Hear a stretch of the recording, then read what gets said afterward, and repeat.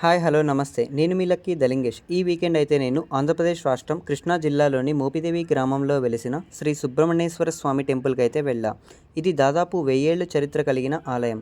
పురాణాల ప్రకారం నలుగురు దేవర్షులు వారు నగ్నంగా కైలాసానికి వెళ్ళినప్పుడు సుబ్రహ్మణ్యేశ్వర స్వామి తన తల్లి పార్వతీదేవి ఒడిలో కూర్చుని ఉంటాడు. ఆ దేవర్షులను స్వామి చూసి అమాయకంగా నవ్వాడు. పార్వతీదేవి అతని మూర్ఖత్వానికి సుబ్రహ్మణ్యేశ్వర స్వామిని నిందించింది. తర్వాత స్వామి తన లోపాన్ని గ్రహించి దోషాన్ని పోగొట్టుకోవడానికి అనేక సంవత్సరాలు పాము రూపంతో మారువేషంలో తపస్సు చేసి విజయవంతంగా తన మూర్ఖత్వాన్ని పోగొట్టుకుంటాడు.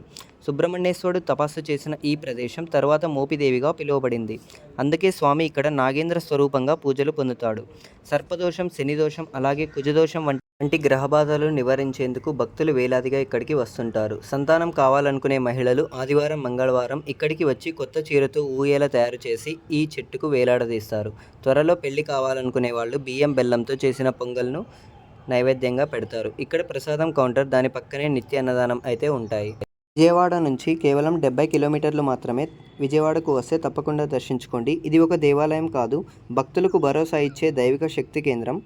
ఇలాంటి మరిన్ని దైవిక యాత్రల కోసం లక్కీ లింగేష్ ట్రావెలర్ ఛానల్ని అయితే సబ్స్క్రైబ్ చేసుకోండి. ప్రతి యాత్రలో భక్తి, ప్రతి క్షణంలో అనుభూతి. బాయ్ ఫ్రెండ్స్, నెక్స్ట్ వీక్లో అయితే కలుద్దాం.